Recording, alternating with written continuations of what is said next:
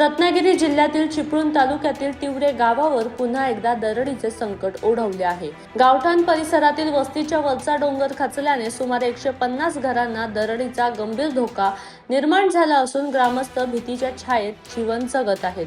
प्रशासनाने धोकादायक परिसरातील नागरिकांना तातडीने सुरक्षा स्थळी स्थलांतर करण्याच्या सूचना दिल्या आहेत। मात्र स्थलांतरासाठी पुरेशी व्यवस्था उपलब्ध नसल्याने नागरिकांची मोठी गैरसोय होत असून अनेक कुटुंबे अद्यापही धोक्याच्या छायेत राहण्यास मजबूर आहेत। दरम्यान परिसरात सुरू असलेल्या संततधार पावसामुळे डोंगर आणखी खचण्याची भीती व्यक्त केली जात आहे। त्यामुळे तातडीने सुरक्षित निवारा, स्थलांतराची व्यवस्था आणि आवश्यक उपाययोजना करण्याची मागणी स्थानिक ग्रामस्थांकडून प्रशासनाकडे करण्यात येत आहे।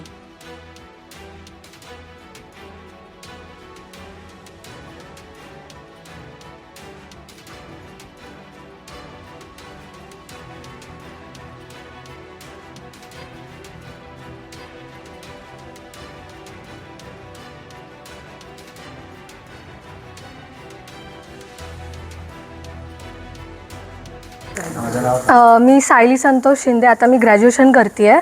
आमच्या इकडे म्हणजे तिवरे गावामध्ये आमचं घर एकदम डोंगराच्या एकदम पायथ्याशी आहे आणि इकडे कसा डोंगरी भाग असल्यामुळे इकडे पावसाचं प्रमाण खूप आहे आणि पावसामुळे काय होतं तर आमच्या इकडचं जे आमच्या घराच्या वरचा जो डोंगर आहे त्याच्यामध्ये भेग पडली आहे आता सध्या। त्याच्यामुळे सगळं जे पावसाचं प्रमाण वाढल्यामुळे त्या सगळं जे पावसाचं पाणी येतंय त्या भेगामध्ये जाते आणि खाली सगळा कातळ दगडाचं मोठं प्रमाण आहे, मातीचं आहे। तसंच ते भेगांमध्ये पाणी शिरल्यामुळे झाडांची मुळं ही माती सोडतात, त्यामुळे तिथली माती सैल होते। त्यामुळे एक दुसरी झाडं वरती अशी उमलून पडली सुद्धा आहेत आणि ह्याच्यामुळे आम्हाला रात्रभर झोप सुद्धा लागत नाही। ह्या अतिवृष्टीमुळे आम्हाला एक स्थलांतर आमच्या इथे साईडला असलेल्या एका घरामध्ये आम्ही तात्पुरते राहायला गेलो आहे, पण तिथे पण आम्हाला कसं आहे रात्रभर झोप लागत नाही। आमची गुरवासरं वरती आहेत, पुन्हा आम्हाला परत इकडून तिकडे अशी नाचानाच करावी लागते कारण आमचं सगळं लागणारं सामान वगैरे तिकडे वरती आहे।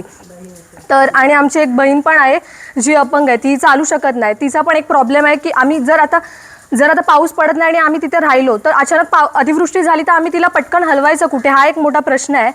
त्यासाठी आम्हाला सरकारने काहीतरी एखादं निवारस्थान म्हणून एक सेफ्टीसाठी काहीतरी करावं, कारण आम्हाला इकडे खूप अलर्ट राहावं लागतं। साधा जरी पाऊस जरी आला तरी आमच्या हृदयाची धगधग वाढते। त्यामुळे शासनाला असं आहे की आमची काहीतरी एक सोयी सुविधांसाठी एक निवारस्थान म्हणून काहीतरी विचार करावा तुम्ही आणि आम्हाला राहण्यासाठी एक सेफ ठिकाण द्यावं।